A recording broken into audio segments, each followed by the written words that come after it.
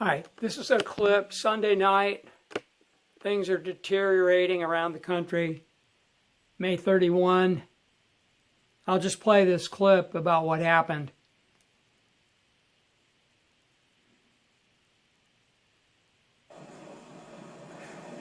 It's coming. Patty, hang on just 1 second. We're having a little audio issue with you. Stand by. We want to Okay. see if we can get your audio together. We're looking at NBC's Gotti Schwartz, who's in Santa Monica.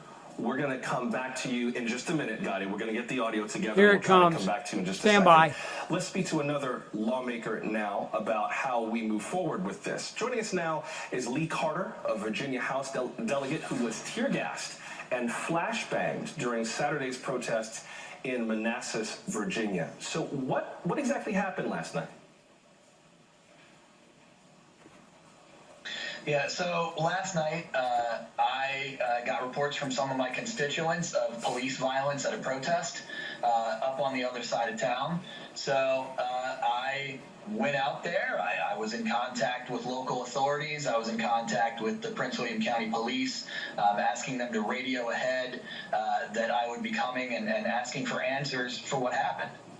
When I got there, I saw a line of police in riot gear that were preparing to advance on a crowd, and I saw a crowd of people that were just standing around about 50 feet away from them, not doing anything.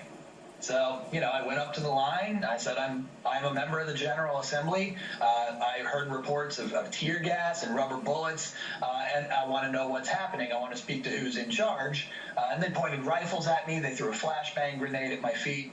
And at that point, I decided, okay, I'm going to stand between the agencies that are here and my constituents that are reporting the police violence to me, and I'm going to get answers to these questions. And over the course of about an hour and a half, I was flashbanged 3 times, twice while I was walking away.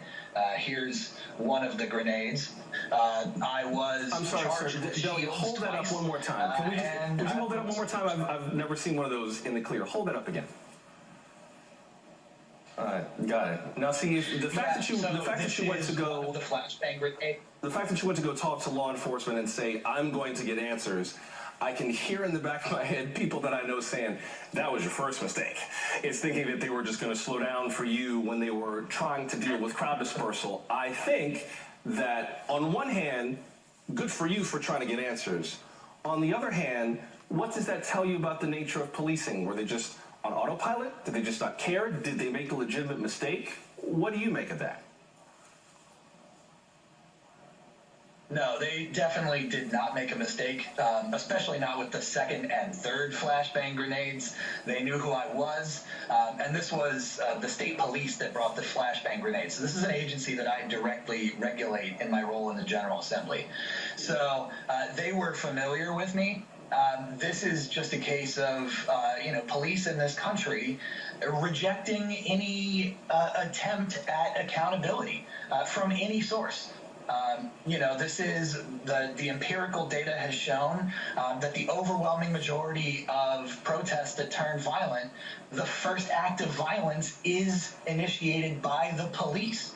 Often with these quote-unquote less lethal types of weapons like CS gas, beanbags, rubber bullets, flashbang grenades, that a lot of police feel gives them license to be violent because they're less likely to kill someone and face an inquiry for that. Before we keep moving, it's so interesting that you were in Manassas. That's the site of the Manassas National Battlefield Park where the Battle of Bull Run was fought in the Civil War. And if you go there and walk around, you learn that both sides, the Union and the Confederacy, thought this was going to be quick. Some of the soldiers enlisted for 90 days. That's how quick they thought it was going to be. And they ended up fighting in July 1861 and August 1862, and the war went on. So it's interesting you were there because that was the beginning of a war that turned out to be longer and harder and bloodier than either side expected. Before I let you go, in this battle to improve policing, what is your next salvo? Do you think that this can be resolved quickly, or are you settling in for a long war? I think it can be resolved quickly, but what it will take is something that law enforcement is unwilling to do, and that is law enforcement standing down instead of insisting on strict compliance with their orders, whether their orders are justified or not. We have people protesting against the brutality of police, and the response by police everywhere in this country is to enact more brutality upon the people that are already protesting brutal actions. And this is everywhere. You can't have outside agitators everywhere. This is, let me tell you, the outside violent group last night was the Virginia State Police. Lee Carter is a delegate in the Virginia State House. Delegate Carter, thanks very much for talking to us. Okay, that's enough. I don't know what more I can say, but sad.